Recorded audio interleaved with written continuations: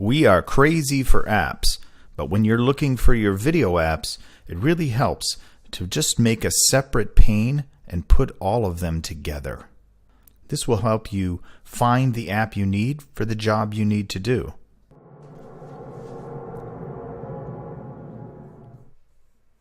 I like to not only put all my video apps onto one pane, I like to organize them by their function. So put all your filming apps close together. And then do the same for all of your editing apps. And finally, for your sharing apps.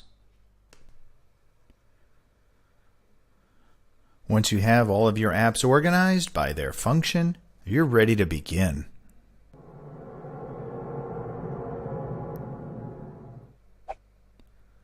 Let's look at Filmic Pro, probably the best video camera app. Why is it so good? Because it allows you to set and lock the focus and exposure.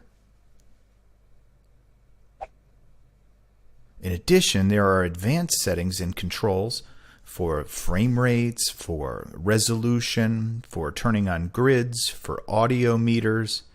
Let's look at a few of those. Frame rate. This is really important if you're filming in different countries. We'll talk about that in the next course.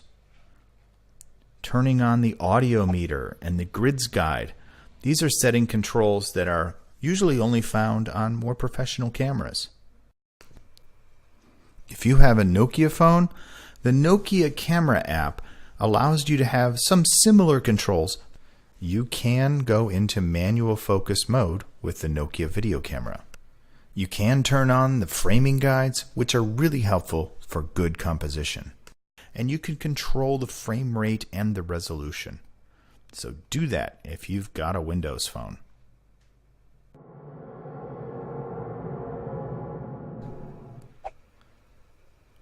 The Hyperlapse app is another type of video recording app that records time lapses and camera moves and creates video clips from them.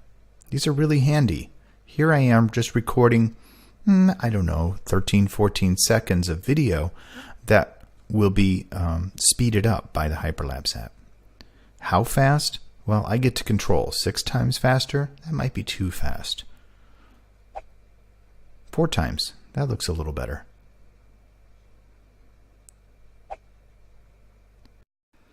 When you're done, you can save that piece of video out to your device and use it in a video project.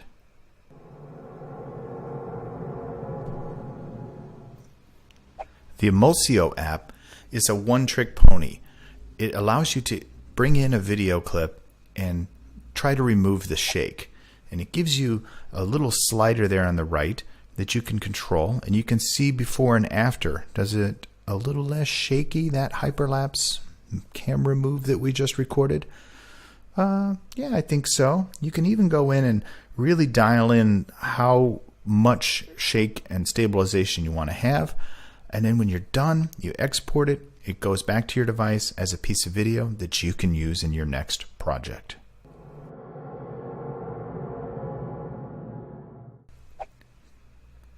Bamboozer is a great app, and it works on just about every smartphone, and it lets you transmit live video right from your phone to the internet, where anyone can view it.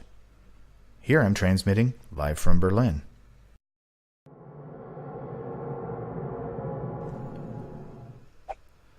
When you need to edit a traditional video, iMovie is still the king.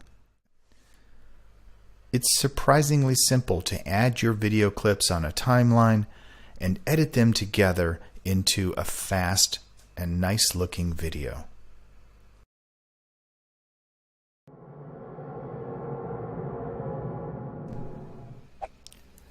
Now, Storehouse is an editing app that lets you build a multimedia story from pieces of video, text, and photographs. Here's a hyperlapse guide I made using the Storehouse app, where I was able to put in just some small short video clips to illustrate a point in a tutorial about how to use the Hyperlapse app to make motion video shots. We'll be exploring this topic in depth in the next course on the camera and the shots you can make with it.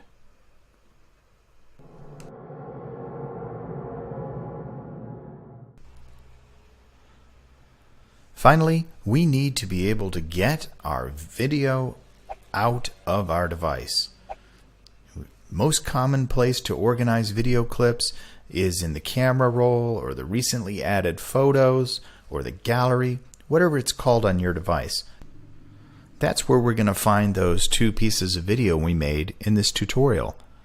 The first, which was made using the Hyperlapse app, and the second, that same piece of video that was then processed in the Emulsio app. They were both exported to the photos. I can now use those video clips in an iMovie project. I can import them into Storehouse and build a video multimedia. I can get them out to YouTube, to Vimeo, to Instagram, even get them out to a Vine. But I can only do that because my apps are organized around filming, editing, and sharing.